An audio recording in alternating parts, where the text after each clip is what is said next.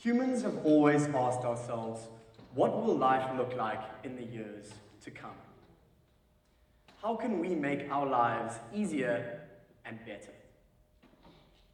Now, the factor of the matter is that no one knows any idea what the future will look like. And these classic visions always come to mind, like flying cars so we don't have to wait in traffic, diet pills so we don't have to eat 3 meals a day, or perhaps holographic glasses that completely remove the need for a smartphone. But the truth is that no one knows what the future holds, because the main products of the 22nd century aren't going to be textiles, vehicles, and weapons, but bodies, brains, and minds. Humans are going to learn how to produce ourselves, on top of the textiles, vehicles, weapons, and products that come as a byproduct of human expansion. We are going to learn how to re-engineer each other. Now, over the past century or so, humanity has overcome our 3 biggest issues: war, plague, and famine. Every year, more people are killed by suicide now than are killed in wartime. More people die of old age than die of infectious diseases, and more people die of obesity than are killed by starvation. We are the lone species in Earth's history that have single-handedly and perhaps irreversibly changed the nature of our planet, and we no longer expect any higher being to decide our fates for us. In modern times, truly impactful religions are emerging out of Silicon Valley and not the Middle East. Democracy and the free market will soon explode once Google and Facebook know us better than we know ourselves. And authority is starting to shift from individual humans to networked algorithms. After 4 billion years of organic life, the era of inorganic life is just beginning.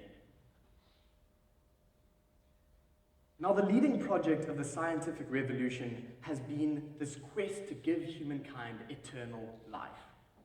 It's what many doctors, philosophers, kings, and queens have obsessed over, but the fact remains that no human has been able to defeat death. Defeat death? Why should we focus on that when we can focus on something more practical, like solving Alzheimer's or finding a cure for cancer or tuberculosis? This question of defeating death has always been avoided because it seems like such an imaginary and elusive question. Why create unrealistic expectations? But now, we can be frank about it.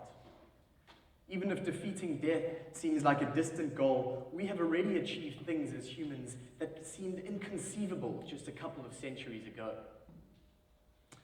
Take, for example, King Richard Lionheart, who in 1199 was struck in the shoulder by an arrow. Now, by today's standards, this could be considered a minor injury, but back in 1199, without effective sterilization methods, the wound got infected, and gangrene set in. Now, the only way to cure gangrene in those days was to completely chop off the infected limb, impossible when the wound is in your shoulder. And so, the infection spread and gangrene took over the king. He died in agony 2 weeks later. As recently as the 19th century, doctors had no answer for infectious diseases and gangrene, and doctors would routinely cut off the legs and arms of wounded soldiers in the field. And these amputations, as long as others, like tooth extraction, were done without the aid of the anesthetic.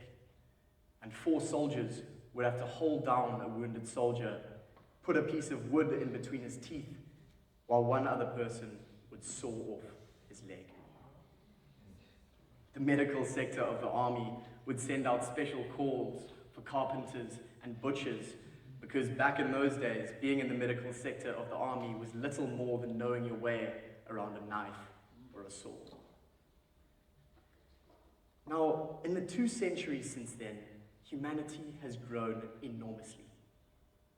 Modern medicine, X-rays, machines, pills, and other daily forms of modern medicine protect us from countless ailments which we take for granted, but that olden day humans would have considered an automatic death sentence. Life expectancy has jumped from between 20 to 40 years old to over 60 years old, and to over 80 years old in more advanced civilizations. And so, how long is it going to take before the Gilgamesh Project, this being the nickname that scientists give to give humans eternal life, how long will this take to complete? Decades, centuries, millennia, perhaps never. But if we recall that a couple of decades ago, if your foot got an infection on it, they would have to cut off your entire leg, we can certainly be optimistic. Scientists have recently doubled the life expectancy of a type of worm named Caneherbatus elegans. Could the same procedure be done on Homo sapiens? Some serious scholars currently theorize that by the year 2050, the first humans could become amortal. This is different to immortal, because amortal means in the absence of a fatal trauma, your life could go on indefinitely. How would you feel if from birth you knew that you could live an indefinite life if you just avoid being hit by a bus? Now, there are other ways in which the natural laws of life are being challenged by technology, and that is cyborg engineering. Combine organic features with inorganic features, such as a human with a bionic leg, for example. Increasingly, almost all of us in this room can be considered cyborgs due to the way that we rely on day-to-day technologies to help us with simple day-to-day tasks. Think of hearing aids, eyeglasses, pacemakers, and increasingly the use of our smartphones as direct extensions of our mind's data storage capacities and social processing outputs. Now, if the idea of me suggesting that having a smartphone makes you a cyborg, consider going for a week without your cell phone. Could you still operate on the same social capacity that you are operating at? Could you still access the same data and information on a day-to-day basis than if you did have your cell phone? Modern hearing aids can basically be considered bionic ears because of the advanced way in which they find sound in a room. Modern hearing aids will scan a room, identify all the sound, and then identify human voices within that sound.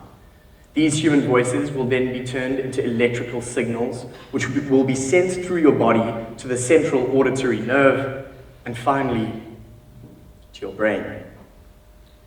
Humans are literally reliant on a robot to do their hearing for them.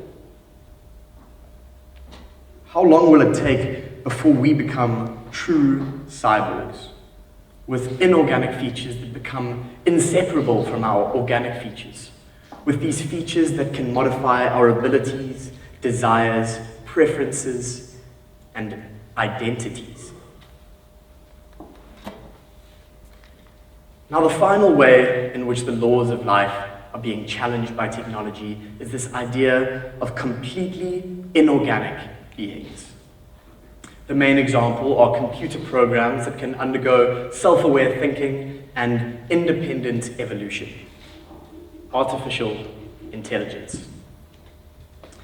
Current computer programs already allow for computer algorithms to develop self-aware thinking, undergo independent evolution, access new data by themselves, develop new skills, and although they were created by a coding engineer, these programs are free to evolve in directions that their initial creators never envisioned.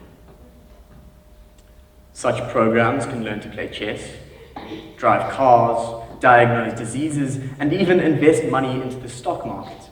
And increasingly in all of these fields, robots and machines are outperforming humans. And they aren't going to have to start competing with us anymore, but rather compete with each other.